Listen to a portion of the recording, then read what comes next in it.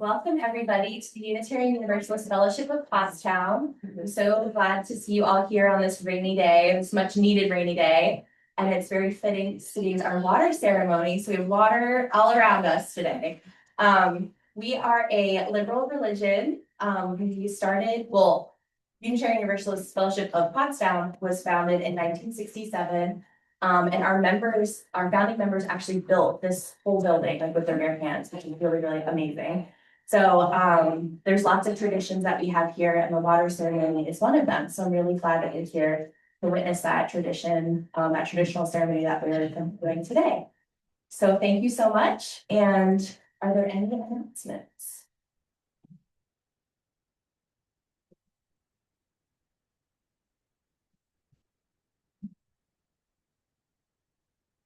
It's not an equal spot.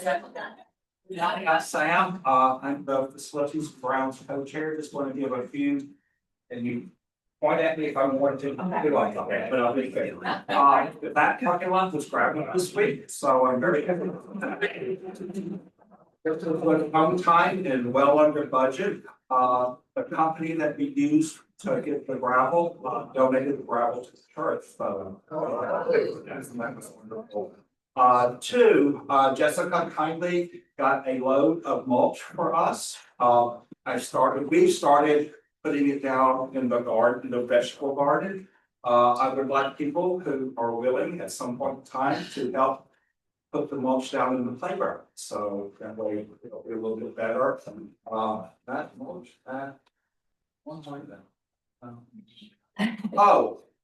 Yesterday, a fair number of people showed up to help clean up the flower beds and stuff. One of the suggestions has been, because if you've noticed driving in how really overgrown it was, probably in October, I'll have the guy that does the mowing come in and weed whack and mulch. But I think that we can probably try to have a couple of people come whenever they're free to do some weeding. If you'll let me know, I'm happy to be here and come and help. I don't think we need a crew of 20. Just if you have an hour during the day, during the week or on the weekend to come and do that, then that would certainly help. It's nothing that's pressing right now. We had to stop weeding over here because there was a swarm of yellow jackets, and I don't remember how many people got stung, but there was a fair number. So that's been taken care of. I'm done. Okay. Anybody else? Good morning, I'm Irene, your social justice chair. Hey. Yes, good morning, good morning. You'll be hearing a lot from me today, so hopefully it's a good thing. But first thing first, we're running our social justice circle directly after service next Sunday, and I look forward to seeing all of you there. We have a lot of exciting things. And the second exciting thing is that our board vice president Chad and myself are running an authors event. It is going to be on the evening of Thursday the 25th. We're going to have refreshments, nice literary conversation, books for sale. So I hope I see a lot of you there. So thank you so much.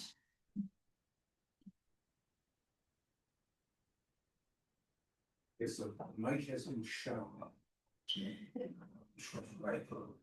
I'm John. I was looking sorry, poor Mike. I noticed that we had some cookbooks that have been here since I've been here back in 18 years ago. I pulled them back out from the shelf. They were written a long time ago in the history of this fellowship. I think it's Living Food and Living Tradition or something of that sort. They are sitting out on the table as you enter. They are variably priced from $3.50 to $4. It's a donation to the fellowship. It's not been revised in many years, so they're probably some vintage recipes. Perhaps with our chefs in we could resurrect the book and add some new stuff to it. But I happened to find them sitting there just idly on a shelf, and I said, let me put them out in case anybody has an interest, and if you do, we'd be happy to have you buy one. Lots of announcements. Good morning, I'm Sheila, and 3 weeks ago, I took my first cruise ever to Bermuda. And at the age of 81. So I enjoyed it very much. I saw what everyone raves about when they go on a cruise. The food was very plentiful. And it encouraged people to just keep eating and eating and eating, which I did too. But it's better late than never. So I'm happy that I went to go. Good. This could also be a joy, but I'll make an announcement that we had a very successful protest in Pottstown on the sixth. And a lot of good people attended. We had a couple people that were friends of ours that also attended, and we really ripped it up. I mean, show me what democracy is. Yes. So next time we're gonna have a megaphone. Yes, we will. And we'll lead the entire, there were a good amount of people, and it was the workers' party type protest, but we all know what we're protesting. It's just everything. So, okay, thank you. Sorry. Hi, I'm Valerie. Just two things real quick. One, I'm delighted to announce that our Embers teacher Brittany has agreed to join us on a part-time basis. And then secondly, I am planning to do the craft raffle this holiday season again. I am thinking I might change up how we do it a little bit. Those details aren't certain yet, but fall is coming, so get your crafts in here if you are someone who can contribute. Thank you so much. Okay. I have really quick announcement from the board. I'm president of the board and we met this past week. And I just wanted to let you know, we're focusing a lot right now on finances and like making sure that we're saving the church as much money as possible for future things like our roof that we're gonna have to fix. So some of the things that we're doing is we're getting a new bank, which will have more return on our money that we have saved. We're also updating our systems in for like Verizon and stuff. That's gonna save us about $1,000 a year. And we're also gonna be updating our online banking system. So if you want to make pledges online, we're updating that as well, because there's a lot of fees that go along with that. So we found a better system for that. So those are just some of the things that we're working on. Thank you.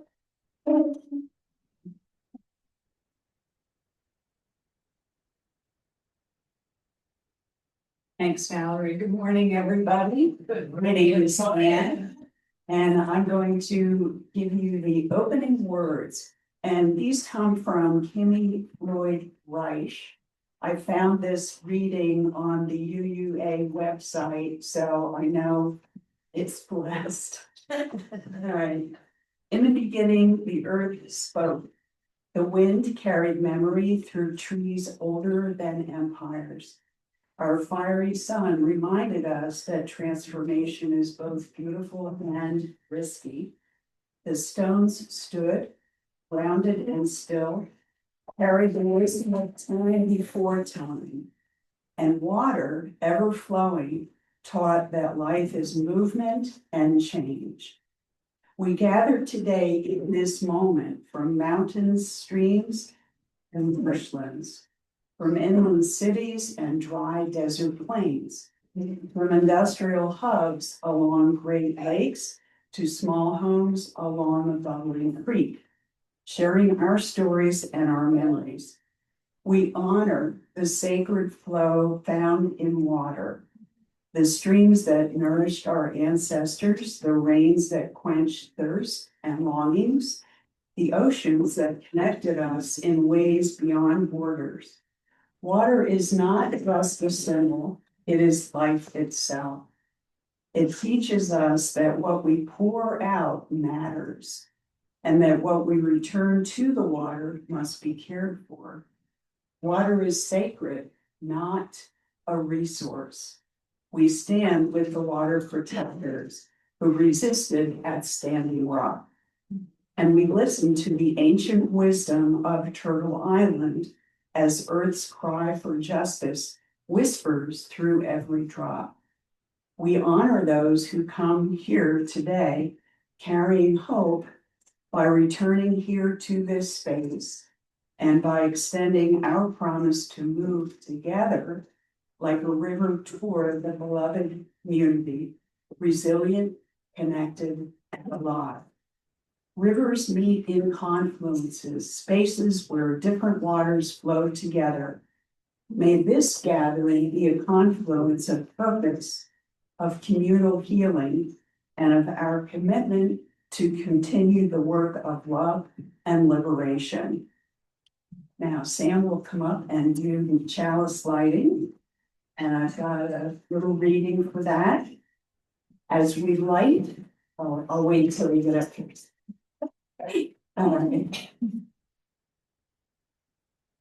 As we light the chalice, may each breath remind us of the sacred rhythm of life, the pulse of creation, and the power we hold to shape the world around us.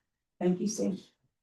All right, and our opening hymn is Spirit of Life, which is number 123, and Kay will help us with our Pitch.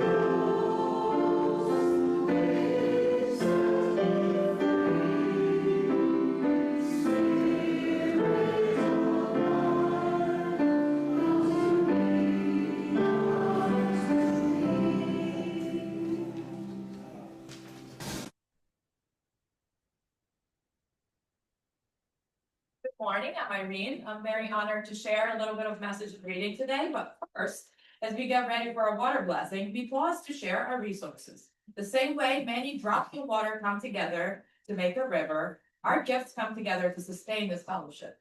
Every offering matters. It may be your presence, it may be $1, it may be $1,000 if you're feeling extra generous today. We thank you just all the same, and all of it holds equal meaning and spirit of community. Whatever generosity looks like for you today, we are extremely grateful. Wonderful. I'm still fairly new to Unitarian Universalism in person. If you're here for the first time, we ask you to let the basket pass. We are honored by your presence, which is more important than the money. Thank you, John. Always good to have some extra details. But yes, I'm still fairly new to Unitarian Universalism in person, though I've studied its philosophy for a while. A couple of days ago, I was asked to share in today's reading, and I felt humbled because this ritual is one of the earliest traditions in our movement, carrying such deep meaning. So I turned to some of the earliest voices of our faith: Henry David Thoreau, Ralph Waldo Emerson, and Margaret Fuller, the Transcendentalists. They believed nature was the best church, that the holy could be met beside a river much more so than in a pew. They gave us language for reverence, for courage, and for community. And today, they help us step into the water blessing. Henry David Thoreau once wrote, "A lake is the landscape's most beautiful and expressive feature. It is the earth's eye, looking into which the beholder measures the depth of its own nature." In simpler words, water reflects us back to ourselves. In its stillness, we can hear our own calm. In its movement, we can feel our own restlessness. Thoreau loved simplicity, but he was human too. He lived 2 years of complete solitude in Boulder Pond and still went home to his mother's cooking. Which honestly makes him way more relatable. I just visited my mom recently, and tell you what, I love all the food that she prepared for me. And for those of us who lost our mothers, we carry those memories of care as if water itself would hold them for us. Ralph Waldo Emerson wrote, "The currents of the universal being circulate through me. I am part of particle of God." In other words, we're not separate. Just like a drop belongs to the river, we belong to one another and to something larger than ourselves. Whether we use the word God, the truth is clear. There is so much more power when we come together than when we are alone. That truth shows up right here in our own fellowship. Just recently, yesterday, as a matter of fact, during our garden cleanup, a group of us disturbed the yellow jacket nest. by accident, of course, and several people were stunned, as expected. But instead of panic, everyone pulled together. Dr. John brought his medical calm. Clifford tapped into his nursing training, and I tried my best to use my psychological background as much as I could. Which, let's be honest, is a little hard to do and to pull off when you've got wasps buzzing around and people in pain, but we did it. What could have been chaos became laughter, care, and community. That too is water flowing between us. Margaret Fuller once said, I felt how each drop, each wave, each rushing stream speaks, not in words, but in language of nature, calling us into relation with the whole. That's what water does. It pulls us back into connection with each other, with the earth, with something beyond ourselves. We feel this in many ways. Here, as we combine our waters into our shared bowl today, at the beach when families laugh and jump over the waves together, or in stillness, sitting quietly beside a creek, listening for the truth carried in the currents. Whether in solitude or togetherness, water calls us for the flow, to belong, to be part of something larger than ourselves. And so when we pour our waters together today, we are not just creating a bowl of water, we are creating community.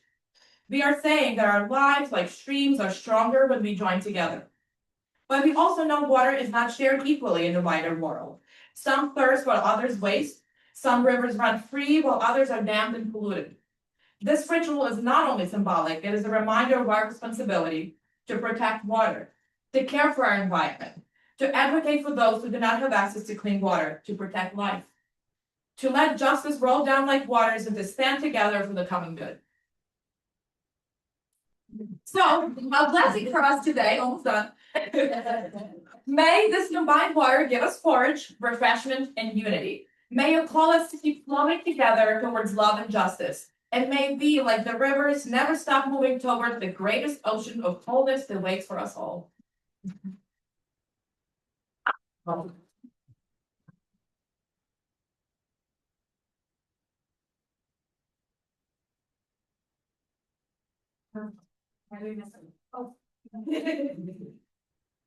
Usually I get introduced, so we're gonna have a time for all ages, so I would like all of our children who would like to come and join me instead of Brent to listen to the stories, come down. Oliver, you can come. Do we have a handheld or no? Okay, all right.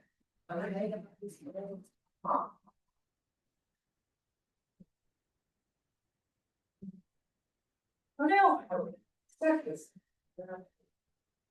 Oh, it's true, okay. So, you know what, yeah, join me for here today, guys. This is not where we usually sit, but that's okay. Oh. 9, okay. Anyone else? No, we're good? Oh, you're gonna sit behind me. You know I'm gonna point the book that way. Okay, so this is a book that we have done before, but it is one of my favorites of all time. I think it's such a lovely book with lovely illustrations. And I think that it is really meaningful for me, especially during water communion, the idea that we are all coming back together and we are all one. So this is called All the World. All the World by Liz Darton Scanlon. Rock, stone, pebble, sand. Body, shoulder, arm, hand. A moat to dig, a shell to keep. All the world is wide and deep. Feel that water. Hive, bee, wings, hum. Husk, cob, corn, yum. Tomato blossom, fruit so red. All the world's a garden bed. Tree, trunk, branch, crown, climbing up and sitting down. Morning sun becomes noon blue. All the world is old and new. Road, street, track, path, ship, boat, wooden raft. Nest, bird, feather, fly. All the world has got its sky. Slip, trip, stumble, fall, tip the bucket, spill it all. Better luck another day. All the world goes round this way. Kind of like this morning, isn't it? That looked like this morning. Table, bowl, cup, spoon, hungry tummy, supper soon. Butter, flour, big black pot. All the world is cold and hot. Spreading shadows, setting sun. Crickets, curtains, day is done. A fire takes away the chill. All the world can hold quite still. Nanas, papas, cousins, kin, piano, harp, and violin. Babies passed from neck to knee. All the world is you and me. Everything you hear, smell, see. All the world is everything. Everything is you and me. Hope and peace and love and trust. All the world is all of us. Thank you for listening. That story gives me goosebumps. We're gonna sing you out.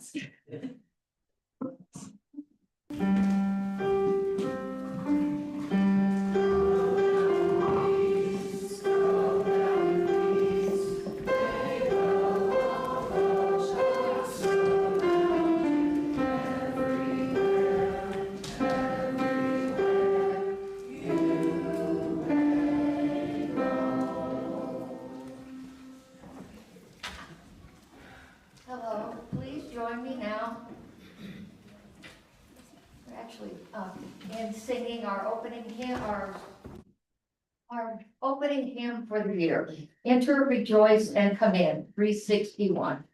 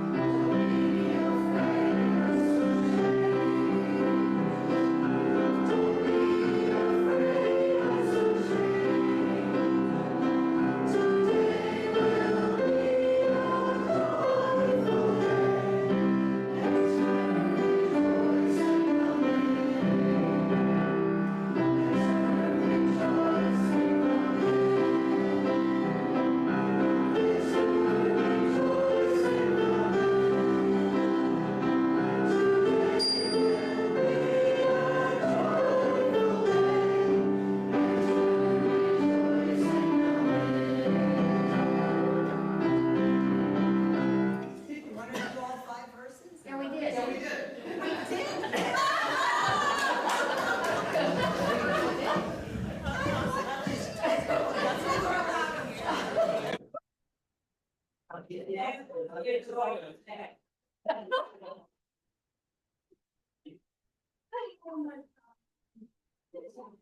We don't laugh at least 5 or 6 times during these services.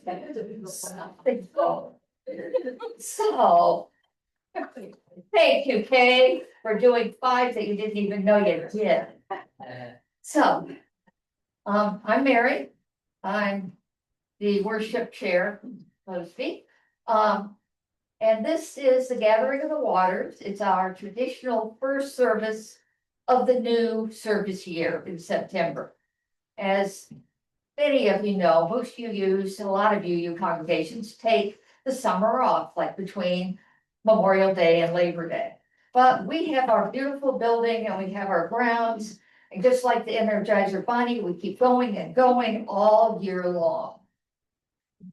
Still, we continue this tradition of opening the new worship year with the water communion service in September. It gives us a chance to share what we have been doing, where we have been, when we are not right here in this room together. Now, I want you to look around the room at each other. We're all nice and solid looking, right? But 60% of us are water. Why isn't it just flowing all over? But it's sort of kind of hard to fathom that we're 60% water, but we are. And water, along with food and air, let's face it, those are the three most critical things for survival. Too much time without any of them, any one of them, and it's lights out. And think about how water in its various forms impacts your life. Today you looked out, do I need an umbrella? Yes, no, whatever. And you thought, it's gloomy, but my plants are getting watered by themselves. I don't have to do it. Personally, I think on a hot day, a nice ice cold glass of water right over the top of my head is absolute. Miss Linda has been with me. She knows this is the absolute truth. Feels absolutely amazing. It's wonderful to drink it, but just falling into it. The absolute joy of cannonballs into the swimming pool when it's nice and cold, or walking into a lake, river, stream, or into the waves of the ocean, or that run. Oh, I'm going to run through the sprinkler and cool off, and then you scream because it's too cold. Anybody not done that? Then we head a little later and we get that unexpected skid on that black ice in the winter. And another unwelcome thing, the squish on the carpet in the basement when, okay, somebody's had that. When it comes in for an uninvited visit. It comes in so many forms: liquid, slush, hail, snow, frozen solid into glaciers and ice sheets, which then break off of the land they're attached to, and they set sail and become gorgeous yet dangerous icebergs of varying sizes. It's beautiful to look at and to listen to, and it's incredibly powerful and awe-inspiring. And having been through the toughest waters on earth, the Drake Passage, that awe can come with a bit of fear, and not to mention a really unhappy stomach, and a whole lot of trust in modern technology and the skill of the ship's captain. It can be many colors: deep blue, light blue, black, teal, green, clear blue like the Nile, or brown and muddy like the Mississippi. Or when it's frozen into a glacier or iceberg, bright white or shades of blue, red, pink, even black, because of the rocks that are pulled along over the millennia of the movement of that glacier. Or when it's commingled with ash from nearby volcanoes. This morning, we're sharing our waters from this summer. And some may be from far away, others from home, or here at the UUFP. There's our sample water down there, our virtual water, representative water, you name it. But no matter where it comes from, they all mean something special to us, because they're coming from our hearts. So go ahead and come up and share your stories. And then I'm going to pour in, the first thing I'm going to do is pour in the leftover sacred water from last year. And you'll smell a little bleach, because that's how we keep it from having things grow in it over the years. And then once we're done, we'll put a little back in there and we can take it out and plant it on the tree for Bob Jones out front.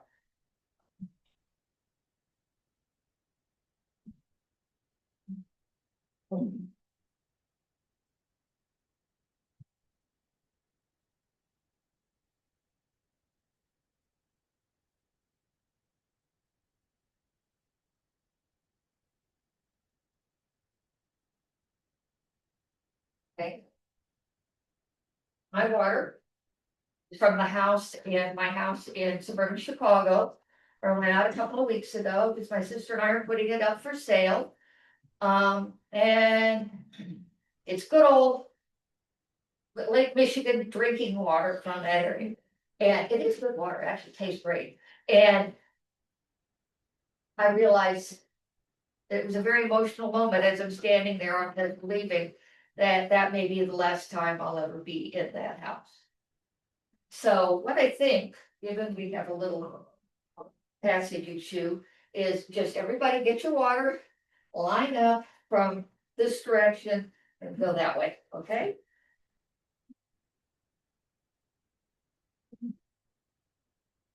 Don't be shy.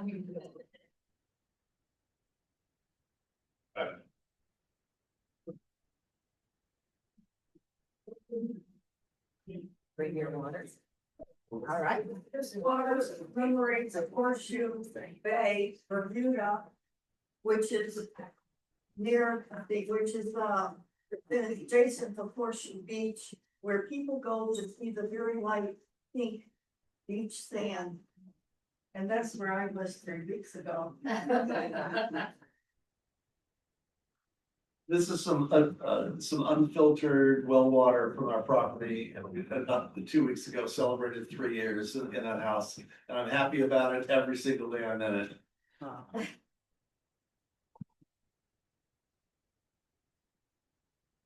This water is also from the well in our home. Joe and I have been there for 32 years. He's a hydrogeologist. And he found the water that we get from our well. And this is from Aunt Betty. It's believed China. She brought that for me from Ireland over 60 years ago. This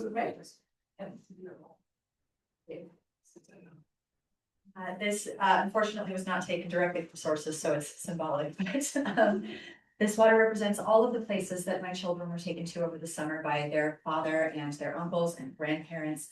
Those places include Sea Isle and Avalon in New Jersey, the waters of the Octoraro Creek, which is at the Cub Scout Camp Ware that my boys go to. Also Sand Spring Lake in Hickory Run State Park, where they camped this year with their uncles. And it also represents the still waters of peace that I had at home while they were all having all of these adventures without me.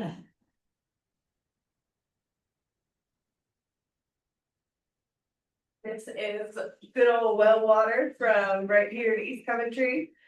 We've been in our house here for a year, which means we've been at this church for about a year because it all happened around the same time, which means we got married a year ago, which means my dad moved in a year ago. A lot happened last September.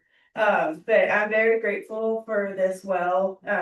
I did not grow up with running water, and I lived in a dry cabin for many years as a grown up. So turning on the faucet and getting water to come out, like, still really gives me a thrill. So.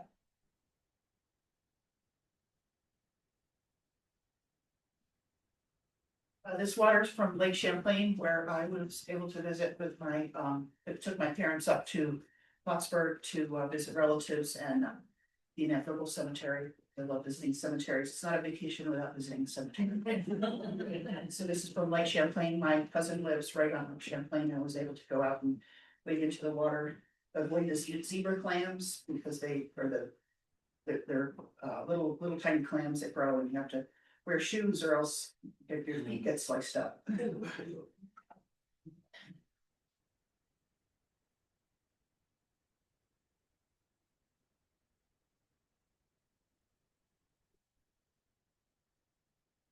I'm Judy. This water that I'm using, because I could not bring water back from Europe, represents 2 parts of my trip. I just returned from a fantastic trip to Germany and Portugal, and I visited a friend in Dusseldorf. And then I took a train ride to visit a cousin I only learned about last year. She's the one I took the video for after she had the baby of all of you. I finally met her. Our families said goodbye to each other in 1853. My part came over to St. Louis. Her part stayed in what became the former East Germany. So she grew up in that. So my ancestors left through the North Sea. So part of this is just to represent the water that brought me, the last part of me, over to America. And then Portugal was just fantastic, so it represents a freezing cold water in the Atlantic and the Douro River that comes, slices Portugal in half. I have a fantastic river tour and wine vineyards and everything, and seeing my nephew over there, water brings us all together, so that's what that symbolizes.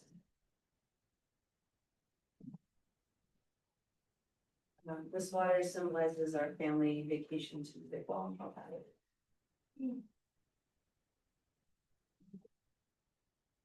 And this water represents family. This year we were fortunate to have our son Mark visit in June, and then our daughter in July, and then for a while, one of my sisters lived with us for 2 months at 2 different times. So it's been nice having family all around. Hi, okay, this is symbolic of water. My husband and I have celebrated our anniversary at Mesa Verde. And this water, it's a symbol of the water when you don't have much of it. And we saw, I don't know how many people have been to the cliff dwellings. And they didn't get a lot of rain, so they relied on seeps to come back in through the cliff dwellings and had like little puddle-like areas where they would use the water to cook with, etc. So I thought this is a place that really revered water because they didn't have much of it.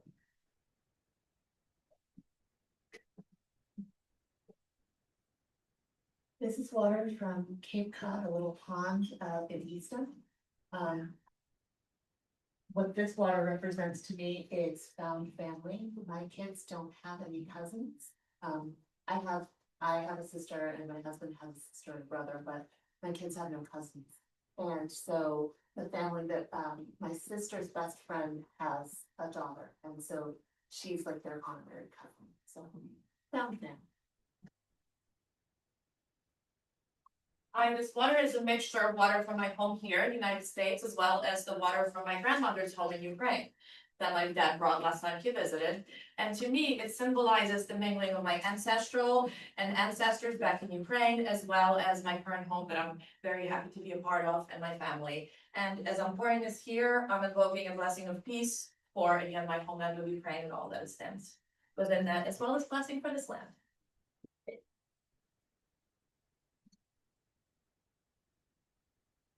This is rainwater collected from my walking labyrinth in my backyard. I learned about this tradition on Wednesday, so I thought, oh, there's rain in the schedule, how fortunate. That's where I spent most of my summer, collecting my thoughts, studying forest bathing, and finding comfort at home when the greater world seems so scary and uncertain.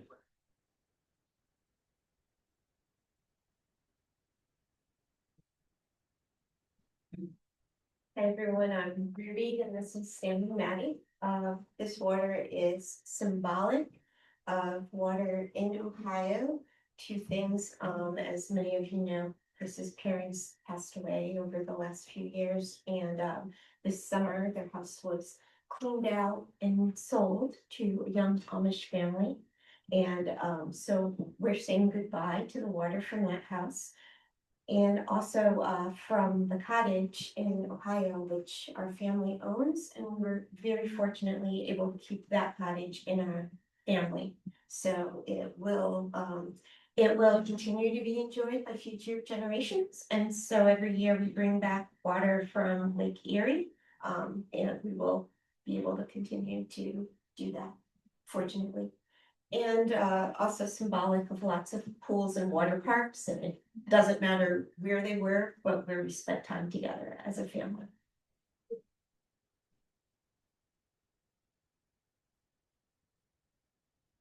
Morning, everyone. I'm Matt. My family is new here.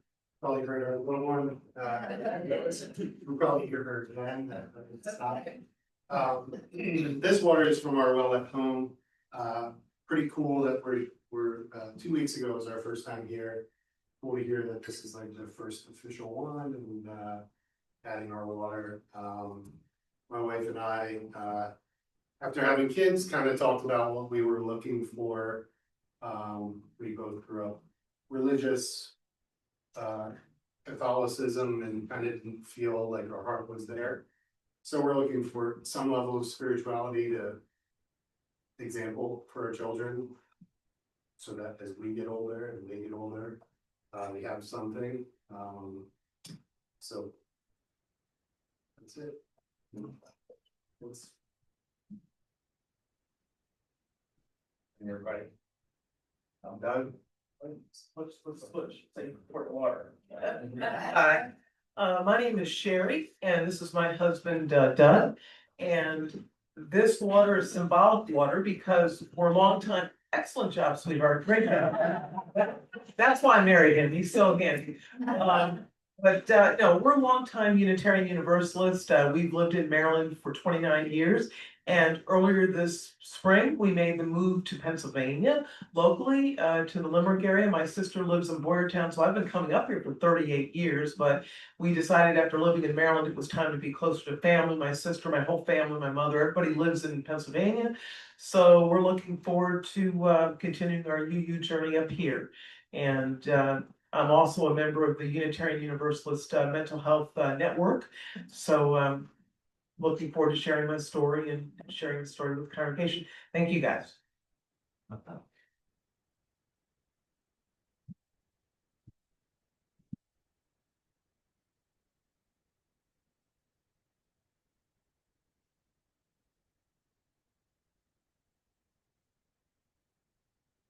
Thank you, everyone, for sharing your story.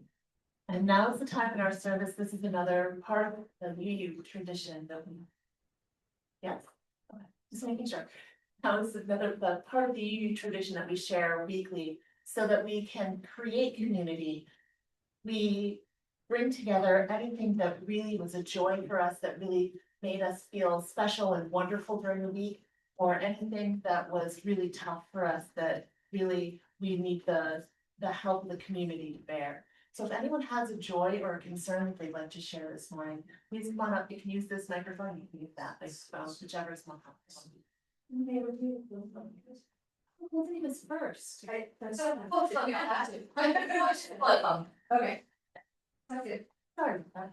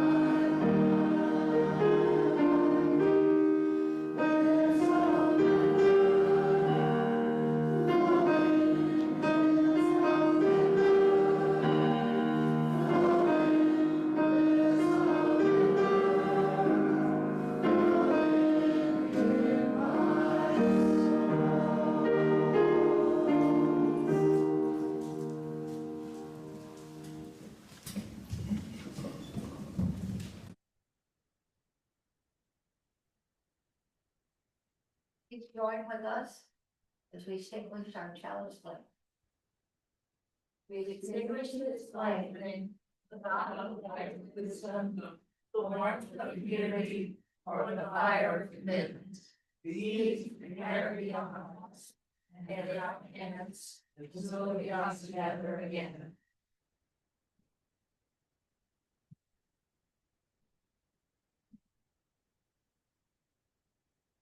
We traditionally close with a benediction or some closing words. So it really, I was really saddened to hear about Reverend Dave. He's actually the one who taught me to give pastoral prayers. And he used to like quietly write down people's joys and concerns, and then he didn't use the notes after he wrote them. He would just write them down and then put them aside and give this lovely, amazing summary of everything. And so I feel like I owe him a great debt of gratitude. But he's part of the river of this fellowship. He's part of the community that built us all together, that built us up. And he is part of the love that we share here. He's part of that river that's flowing in each of our souls.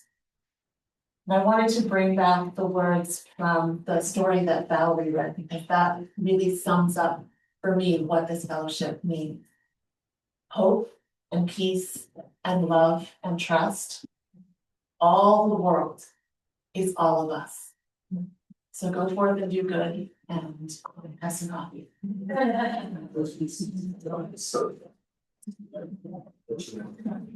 Yeah,